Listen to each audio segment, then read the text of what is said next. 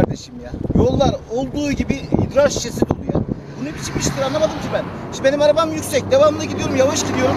Yollarda bir boy sürekli olarak bu şişeleri görüyorum. Ya önceleri garipsedim ama anlayamadım. Sonra baktım ki idrar dolu şişeler. Bu nedir ya?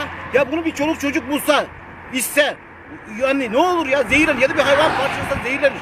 Ya bunu kim atıyor, ne yapıyor anlamıyorum. Artı yolda giderken nasıl işiyorsunuz kardeşim bunu şişelerin içine? Yani hiç mi düşünmüyor musunuz? Elinize sıçramıyor mu? Bu nasıl bir mantık ya? Ya her taraf idrar şişesi dolu arkadaş. Bu nasıl bir şeydir ya? Bu ne biçimmiş? Ben hala çözemedim arkadaşım. Ben Sandıklı'yla burası 30 kilometre. 52 tane şişe saydım. 52 tane. Yani idrar şişesi. İçi idrar dolu. %99 kamyoncular yapıyor bunu. Ya be kardeşim, her 12 kilometreye bir, 15 kilometreye bir benzinlik var. Ya bu olur mu ya? Çevre kirliliği. Ya binlerce turist geliyor, milyonlarca turist geliyor. Bunları görseler ne derler arkadaş? Ayıp ya. Ayıp, buna hiç bu idrar şişesi atılır mı? Hani nasıl beceriyorsun onu da anlamıyorum ya. Ya çevre kirliliği arkadaş. Bunlar, bu pet şişeler doğada en zor kaybolan şeyler. Ya arkadaş, yani delireceğim ya. Yolda giderken 50 ile gidiyorum, arabam yüksek. Kenarlarda tik haline geldi bende bu. Artık giderken idrar şişesi sayıyorum. Ya yapmayın arkadaş. Kamyoncu arkadaşlara sesleniyorum.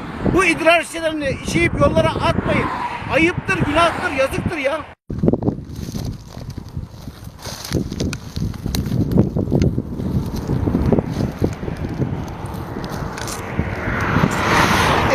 Karşı taraf benzinlik.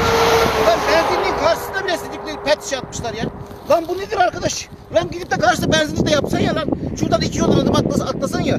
Lan benzinliğin karşısında içi idrar dolu pet şişe atılır mı arkadaş ya? Şuna bak. Her taraf şuradan adım başı geldik. 13 tane ben saydım ya. Ayıp denen